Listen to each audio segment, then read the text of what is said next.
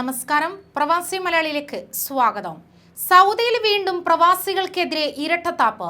സ്വകാര്യ മേഖലയിൽ സ്വദേശികൾക്ക് കൂടുതൽ പ്രാധാന്യം നൽകി തൊഴിലവസരങ്ങൾ നൽകുന്ന പദ്ധതിയുടെ രണ്ടാം പതിപ്പ് ഉടൻ ആരംഭിക്കുമെന്ന് സൗദി മാനവ വിഭവശേഷി മന്ത്രാലയം പ്രഖ്യാപിച്ചിരിക്കുന്നു. 1,30,000 സ്വദേശികളായ പുരുഷന്മാർക്കും സ്ത്രീകൾക്കും ജോലി നൽകാനാണ് രണ്ടാം ഘട്ടത്തിൽ തീരുമാനിച്ചത്. ഇതാണ് മന്ത്രാലയം ലക്ഷ്യം വെക്കുന്നത്.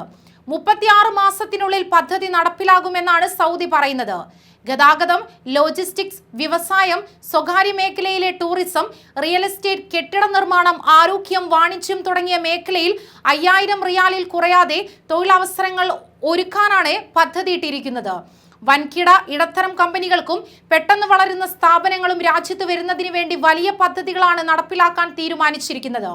ഇതിന്റെ ഭാഗമായി നിരവധി കരാറുകളിൽ സൗദി ഒപ്പുവെക്കും.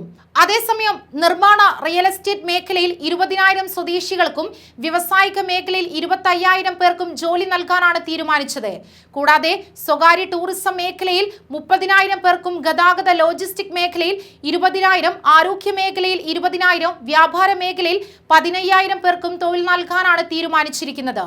നിരവധി കമ്പനികളുമായി ചേർന്ന് രാജ്യത്ത് സ്വദേശികൾക്ക് വേണ്ടി പലതരത്തിലുള്ള ജോലികൾ സൃഷ്ടിക്കാനാണ് തീരുമാനം.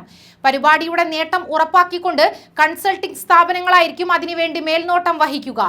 അതോടൊപ്പം തന്നെ സ്വദേശികളായ യുവതികളെയും യുവാക്കളെയും സ്വകാര്യ മേഖലയിൽ തൊഴിലുകൾ നൽകുമെന്ന ലക്ഷ്യത്തോടെയാണ് മാനവ വിഭവശേഷി മന്ത്രാലയം തൗത്തീൻ എന്ന പേരിൽ സ്വദേശിവൽക്കരണ പദ്ധതി ആരംഭിച്ചത്.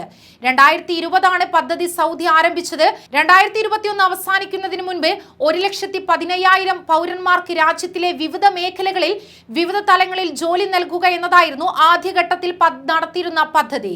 2021 അവസാനിക്കുന്നതിന് മുൻപ് തന്നെ പദ്ധതി വിജയകരമായി പൂർത്തിയാക്കാൻ സാധിച്ചു.